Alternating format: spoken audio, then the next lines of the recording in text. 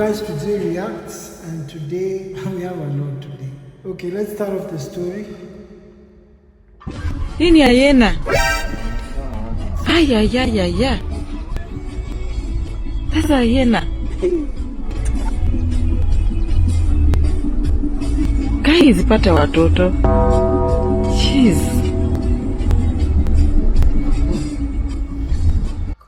Kuna area zingine mimi yenyewe kuongea kweli siwezi ishi. Like, what would I be doing in Rongai?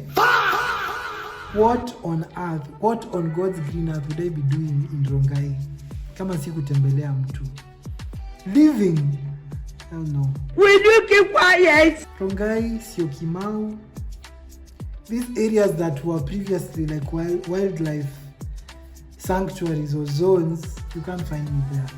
Bro, the number of hyenas that have been spotted in Rongai, Syokimau, and just those areas. Bro, unaweza tembea hivi upatane na simba. Na kama una mbio, if you don't know how to maneuver, you're done, you're cooked. So, mimi, kuna places, okay, definitely I know there are some very nice estates in places like Kwanza Syokimau. Ooh, the estates there are very, very nice. But Syoki has some issues. See wildlife, see flooding. Nah, can't be. Until those issues are sorted. If they are sorted, me I can go and stay there. In a heartbeat. Expressway is right there. I mean, what else would you want? What more would you be looking for? But the only problem, wanyama wa porini. Flooding. Singapore.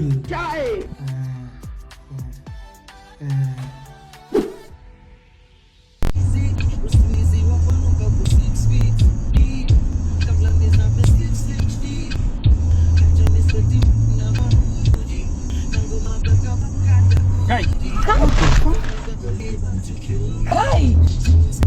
Una moto kukega. Hey. Mama, na yamwe mama nawe. Hey!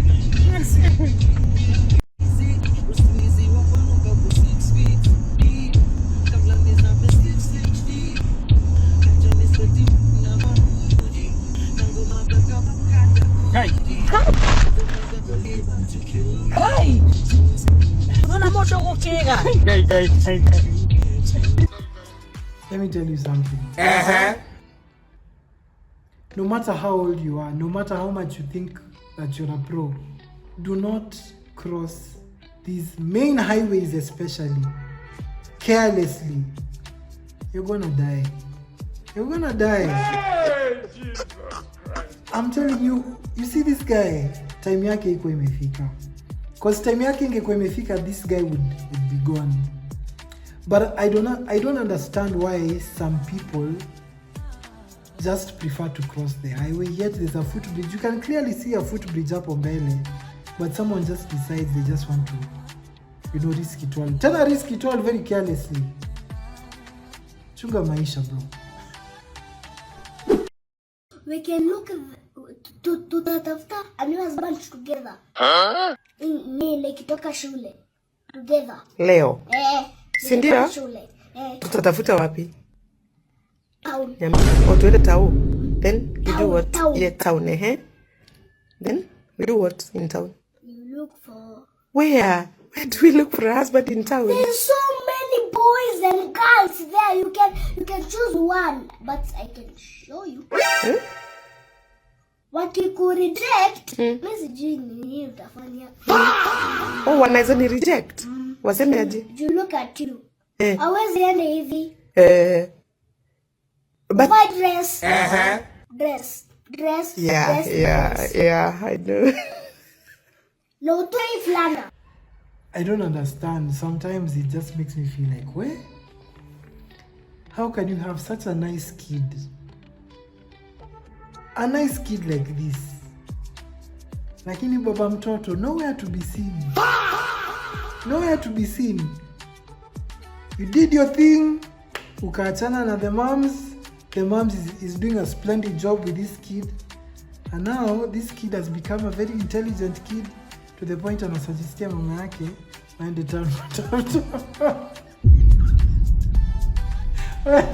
waende town kutafuta a husband. I kind of feel sorry for the kid because I like behind the story you can tell kuna vile he just wants to have like a father figure around and stuff. Utapata usijali. I'm sure there's a nice man somewhere there in town mwenye amewatch your video na he's saying I'm going to look for that boy. He's such a nice boy. Sindio? Yeah, but like even for men, I don't think it's a good idea to, by the time unamwaga ndani. Hold up. Unajua. Kuwa na hiyo akili ya okay, I'm committing to this person. If not, just use a rubber. Avoid all of this, like, because why put such an innocent kid through a life like this? Mtoi ako innocent, hakuna kitu amefanya. But it's life.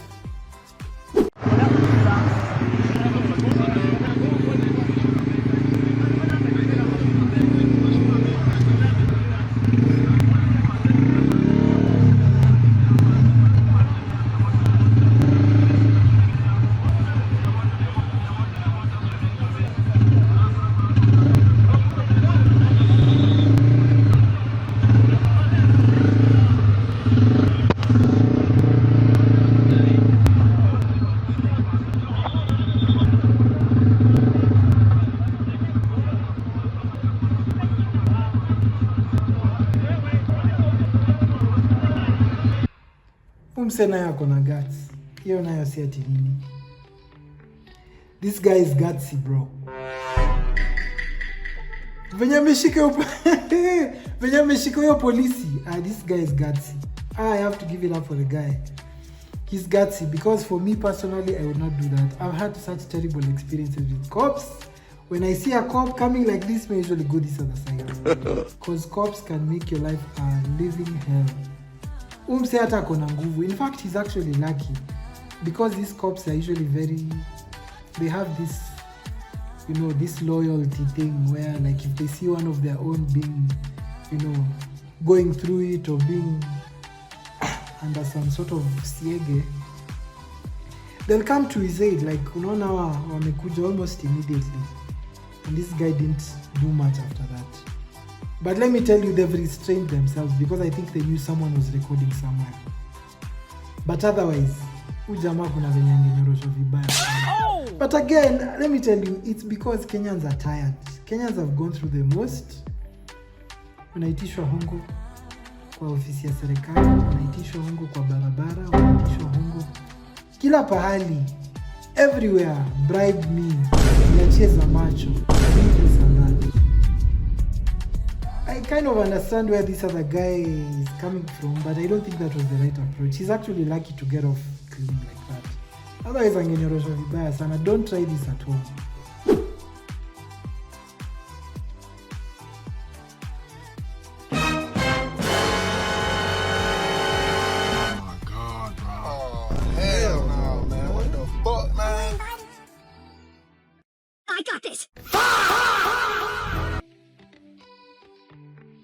There is God, bro. What are you doing? What are you doing? Literally, uko ndani ya club. She looks like she could be maybe 4 months or 5 months, if I'm not wrong. I don't know. I don't know how to estimate. Bruh. But what is she doing in a club, for crying out loud? Is it that serious? Like, why did you do this? I'm just curious to know, like, why did you feel like you had to do this? Let's check the comments. Kwani mami jeans ni stretcher?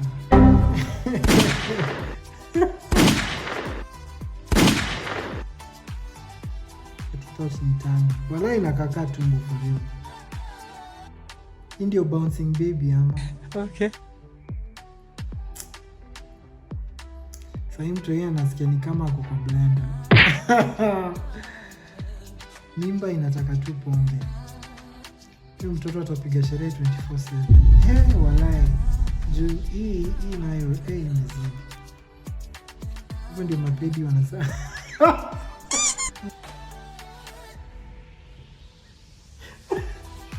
Ati hivyo ndio mapedi wanazali wangu. Umejificha na pombe kwa bafu. Kwa nini unakunywa pombe? Stress inafanya ukunywe aje? Stress gani? Ya pesa. Unataka sasa nani akupatie pesa? Ukikunywa pombe unapata pesa. Umetoa wapi? Kwa nini Wait 1 minute. Jesus. Usi amevuka mpaka. What be this? At what level does a househelp feel like she's so free? Anaenda kuchukua pombe zenyu from the kabati. I know Jesus. Anaingia nayo kwa bafu. Anakunywa huko akifua. What is that, bro? Kwa pombe huko unaanza kukunywa pombe zenyu ujui hata zimetoka wapi? Na kupigia kelele. Na umekuja kufua tu hujamaliza umeshaanza kukunywa pombe kwa bafu. Ndio maana umenyamaza huku. Nikitoka tu kidogo ushaanza kuvuruta nini pombe zenye zimewekwa huku uanze kukunywa. Nini mbaya na hawa wasichana? Nitatafuta msichana mwingine nione utafanyia nani hiyo kiburi. Tafuta. Ati umekuja kujificha hapa na pombe unakunywa. Hata una aibu. Maliza na uende. What can I say? These househelps sometimes I think they get to a point where like they feel like so comfortable, of which yes, they're supposed to feel that way to one extent. But not to the point of where now they abuse their freedom. Ile design yenye sasa anaenda anachukua ati zenye ziko kwa hao, anakunywa venye anajisikia. Too much.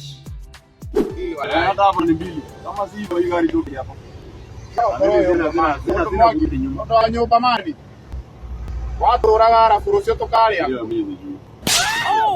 Tafuta kazi. Ndio tunatafuta kazi.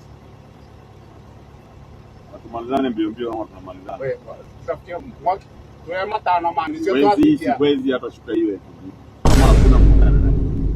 Askari ingia hapa na wakote na hidi mama. What's going on here?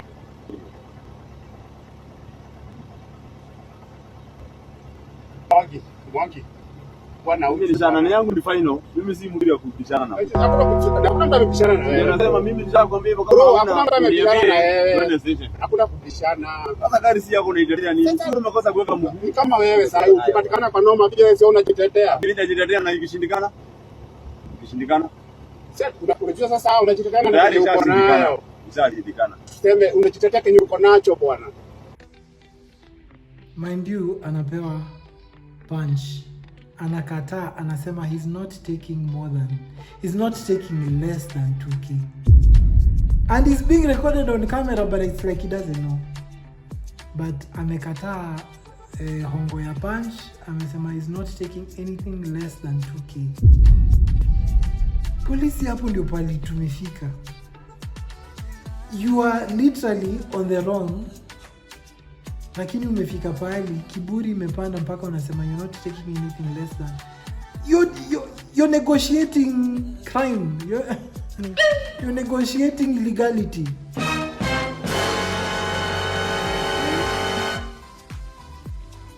Ati zichukui anything less than 2K. Onda woge. Unadhani pesa zinawakotwa boss? Twende huko mbele ai. Lakini hapana, hakuna za twende huko mbele. Chukua tu punch mzee. Story ishe.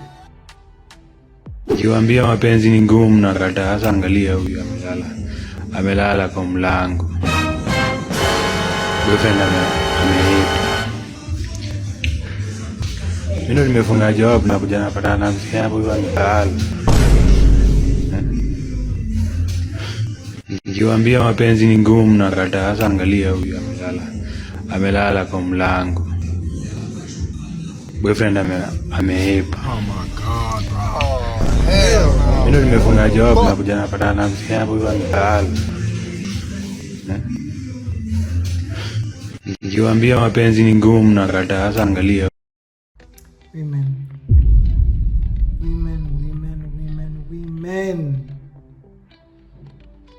What are you thinking?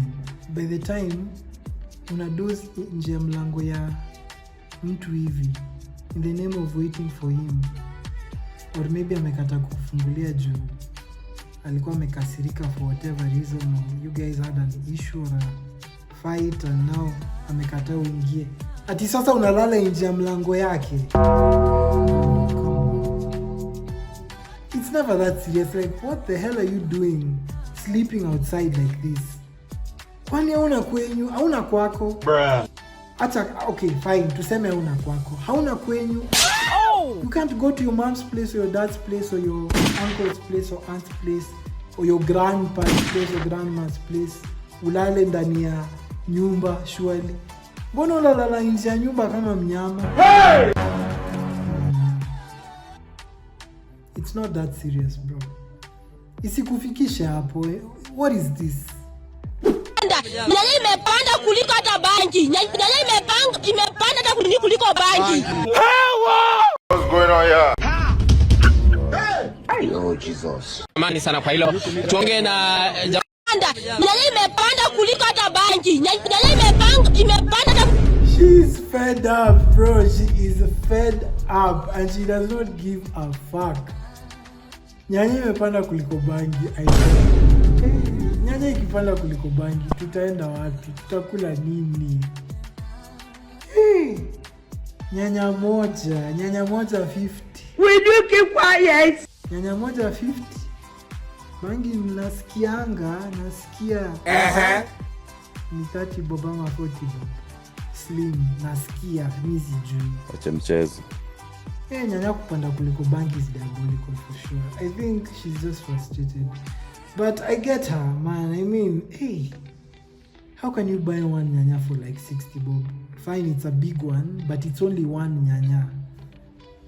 But I think by now zimeshuka, if I'm not wrong. I don't know. But yeah, this is diabolical. I would run. Oh no, nobody's busy. Wanaenda kuibia huyo msichana. Ana nakoto wasimama.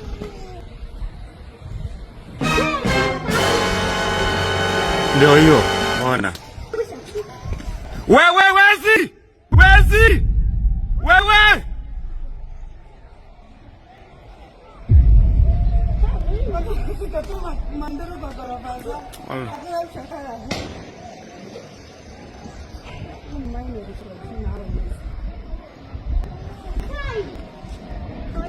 Wamuibia.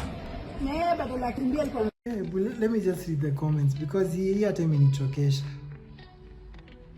Sasa huyu fala ana record atajiita mwanaume kweli.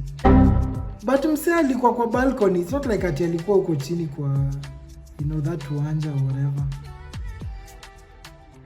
Mwingine amesema survival instincts over dark. For sure.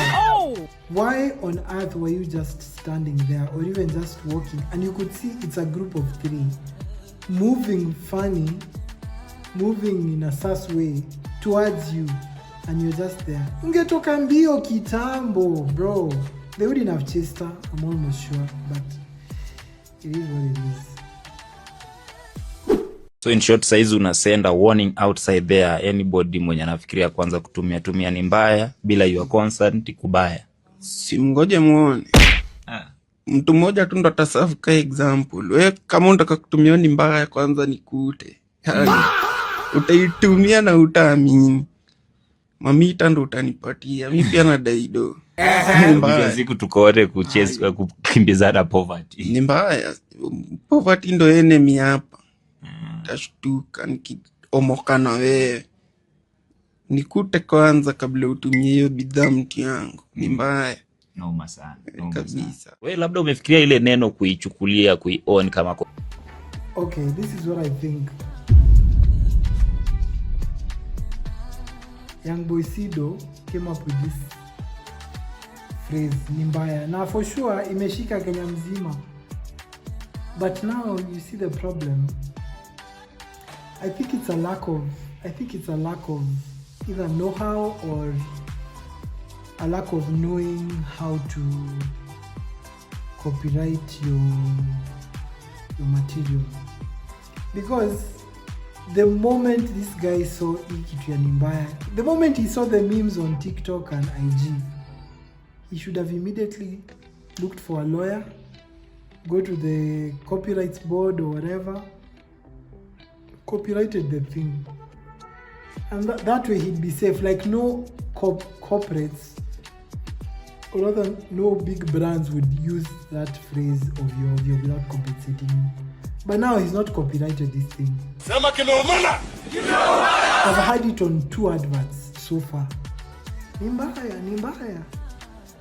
And I'm 100% sure that guy, he was not given anything. Why? Because even the corporates in this country, see wale wase wenye, you know, they acknowledge that, oh, by the way, this is the creator, let's call him and let's give him a brand endorsement, or, you know, let's do something like that. They don't do anything like that. They'll just use it and be like, hiyo ni sheng ya siku hizi, isn't it? Hiyo ni sheng, I approve the advert, let it go online. And then after that, we leave this guy who came up with this creativity that is now being used nationwide. And Afika Pali, like, he doesn't have any like sort of brand endorsements or deals or nothing. No compensation even for the use of his catchphrase. But now you see, the law can't protect him at this point. But still, I think he needs to look for a lawyer and go and copyright that shit, because ni mbaya. Mimi nimeitumia namba permission nimeitumia phone. But ni mbaya. Niambie. Jana nikiwa kamati nikirudi home. Sasa nilikuwa nalipa na simu. Sasa naona donda amefika kwangu, so ile design ya kushuka aangalie message, like anaangalia kama umelipa. Sasa akaendelea kushuka, unajua vile anaangalianga uone kama uko na pesa kwa simu. Nilikuwa na 90 bob, fail kwa 80 bob. Ikabaki 10. Sasa ka scroll, like akifinya siku scroll hivi, kufinya hivi chini. Hapo ana tembo vimebaki. Donda akacheka. Hapo sasa kila mtu anamwangalia, afu akajifanya rakoa. Alafu akaniangalia, sasa pia mimi nikacheka juu najua ameona ni 10 bob peke yake. Sasa nikishuka ananiambia ati msupa ni mbaya.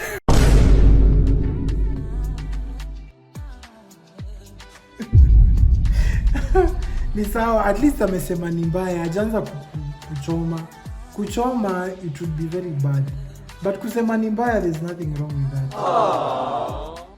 Juu at least hajasema, unajua hajakutusi pase, ameangalia tu akasema ni mbaya. Hakuna mtu anaweza shikanisha.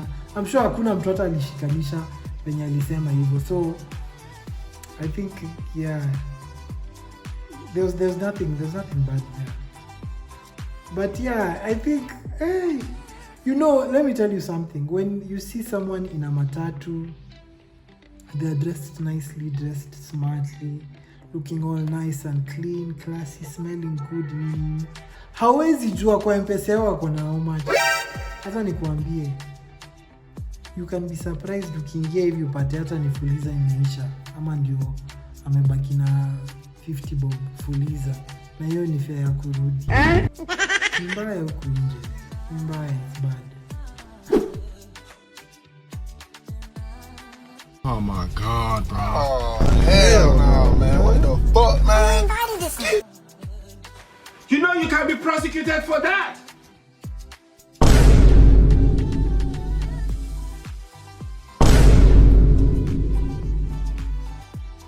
Jesus.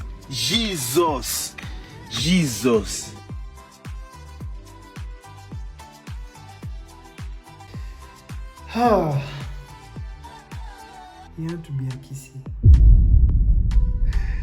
Natuchomea picha. A creative man from Kisii has impressed netizens. Who is impressed with this thing? transforming a jerrycan into a homemade party speaker system complete with Bluetooth, USB, FM, and control buttons. Many online users praise this creativity. Attending Jersey. Jesus Christ. With some joking that he's giving major sound system brands serious competition. Really? Oh! Really? Unajua, these are the type of things that people in the Western world see. And they're like, Africa, I think they ride on elephants. There are no taxis or there are no cars there. They use elephants and camels. There is God. Which is true to some which is true to some extent. But I mean, we do have public transportation. We do have modern, sound systems and modern tech in Kenya. So this guy, I got this. Like, okay, I understand he feels like he's achieved something. Amechukua, some modules huko akaziunganisha na wire, he's done the most. But this is not something to display in public because, like, okay, what's this supposed to achieve? What is this supposed to achieve? I feel like something like this,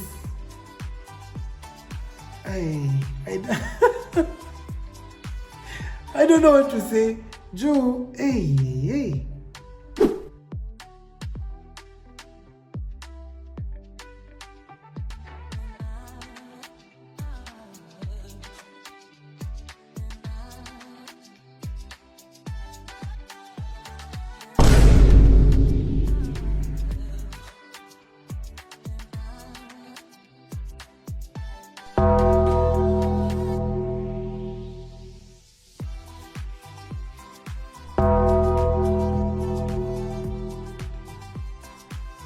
Anavuta hadi